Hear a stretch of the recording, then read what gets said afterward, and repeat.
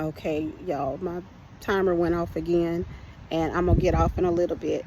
But I was playing games, and it's dangerous to play games. Number one, you don't know people's story, you don't know their history. If you don't ever take the time out to get to know a person, you don't know. You could be dealing with a killer. You don't know. God forbid.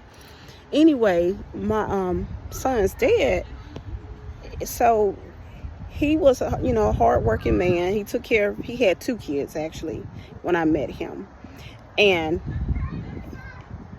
no, he had three kids. And like I said, I wasn't looking for a relationship. I was trying to just live. I was just in that space where I was just trying to live. And anyway, what ended up happening with him, I met him at KFC. Right. Met him at KFC, and we ended up talking. We started dating. So we were dating and dating, and he was extremely nice to me, just very nice. So anyway, we ended up sleeping together. And at some point, like I said, we never actually got in a relationship, but we were headed that way. So now with him, what ended up happening is one day, this was around Christmas time. This was like 96, around Christmas time. And what ended up happening is some of my in-laws came over, and my Jack, she said, I was excited by then, and I was like, oh, I want you to meet my friend. And she said, oh, okay. And I think she said, well, what's his name? And I said his name, and she was like, what? And she knew exactly who I was talking about. Now let me say this: Columbus, Georgia it's not a tiny town, but it's a city. It's actually the second largest city in Georgia, believe it or not. It seems to be small, but it's not really that small. But anyway, so she was like, what? And she said, you need to get away from him quick, fast, and in a hurry. And I was like, why? Because by that time, he would like take us shopping, me, the boys.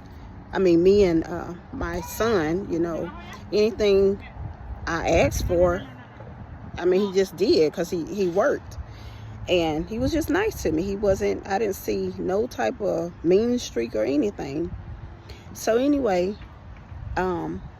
she told me I needed to get away, and then she explained to me why. She said because he had jumped on his children's mother, and she explained to me that he had spent time in prison, and why he spent time in prison, what he did to her. And I'm not going to go into detail about what he did to her, but it wasn't good. I'll just put it that way. Thank God she's alive. But he was abusive, jealous, and all of those things, what I would encounter later on.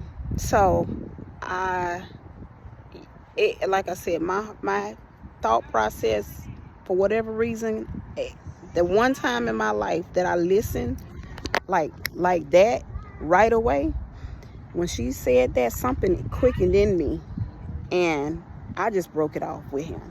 And I told him, no, we can't talk no more. I've never done that in my life to anybody, to just cut them off like that, because that wasn't my personality, number one. But with him, when she told me that, she had no reason to lie. We family.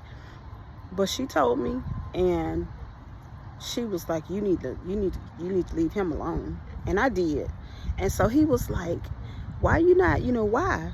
Just give me a reason. So he ended up actually stalking me. And this is the honest to God's truth. He did stalk me. Now, years then went by, and, we done moved on from that. But he would ride past the house, and it was just all kind of crazy foolishness. But anyway, thank God that I cut that off. But y'all, I was already pregnant. it was too late. So my son, you know, I unfortunately, you know, I was just doing, sorry y'all, person walked past and belched really loud. I don't know if y'all heard that or not, but anyway, so I ended up, I was pregnant, and you know, I love my son and I don't regret him. You know, I love my son, but I just, you can't choose. When you make certain decisions, some things you just can't undo. So you have to be very careful. You have to be very careful, and that's why it's wise and it's best, you know, if you can, and the right thing